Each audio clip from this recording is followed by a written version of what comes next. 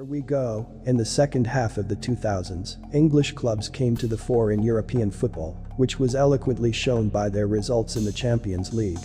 So, from 2007 to 2009, 9 of the 12 semifinalists of the main European Cup were representatives of Foggy Albion. All this spoke, first of all, about the strength of the Premier League.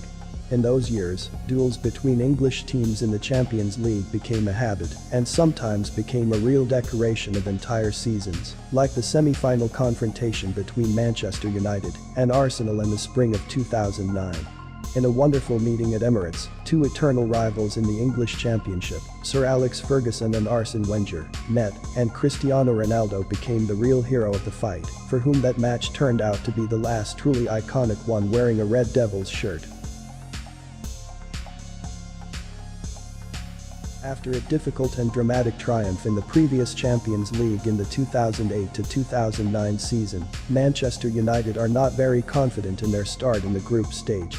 Yes, the Red Devil managed to take first place, but their breakaway from Villarreal and Celtic did not look very convincing. The not the best form of the Red Devils, of course, was visible to the playoffs. After the relatively calm passage of Inter, Alex Ferguson's charges had problems with Porto. Score 2-2 at Old Trafford was a disappointment for the British and an inspiring factor for the Dragons. But in Portugal, United did not make a mistake, and the only and decisive goal was scored by Ronaldo.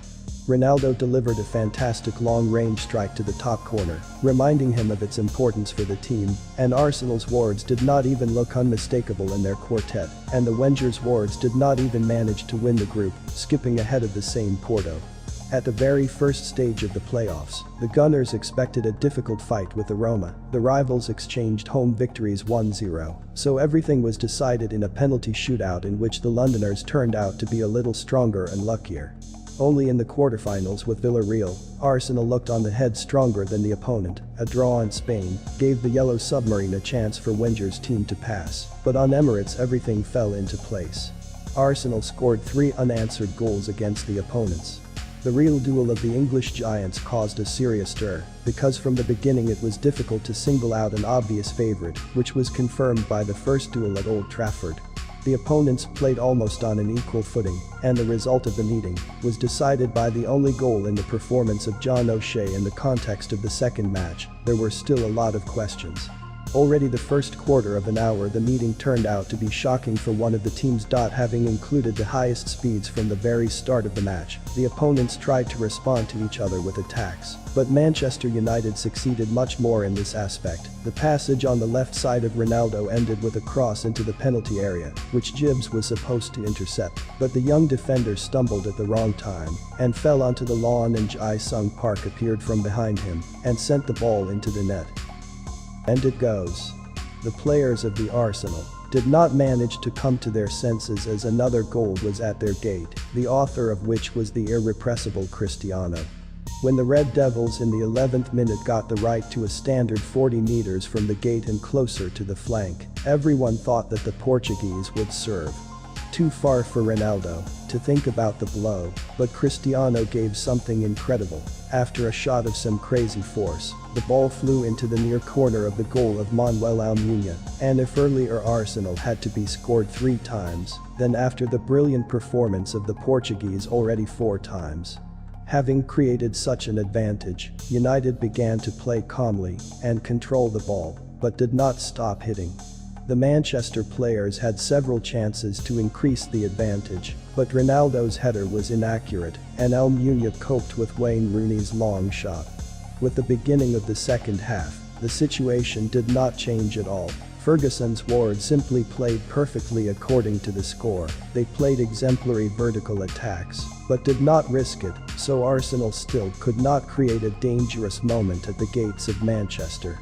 United demonstrated its ability to draw counter-attacks in the best way. On the 61st minute, Cristiano's heel pass to Park Jae-sung became so successful that it allowed the Korean to get away from several opponents at speed, followed by a vertical pass to the free zone on Rooney, after which Rooney returned the ball to Ronaldo, who gave a fantastic move and scored a goal to the accompaniment of a smiling Beckham, who was sitting in the stands. The Red Devils steadily led the match to a confident victory, and Arsenal's attempts looked like real desperation, although they still allowed the hosts to score a goal of prestige. Fletcher broke the rules of the game, for which he was sent off, and Robin van Persie converted a penalty. Nevertheless, nothing has changed globally. Until the end of the meeting, Londoners had practically no standing chances, but Cristiano could once again hit the gate with a free kick, but United already won confidently and fully deservedly went to the final. After such a tense first meeting, the fight at Emirates was disappointing in terms of intrigue, but became a clear illustration of Ferguson's coaching greatness. In terms of tactics, the Scot completely outplayed the Wenger. United's quick vertical attacks were a real revelation for Arsenal. Just like the great game of Cristiano, compared to the previous season in that company, his performance decreased, but when the time for the decisive matches came, the Portuguese looked fantastic, and Ronaldo not only scored 2 goals and gave an assist, but showed that even a bright individualist can fit into a game model that implies complete mutual understanding and well-coordinated interaction. As time has shown, that fight was the last truly iconic one performed by Cristiano at Old Trafford.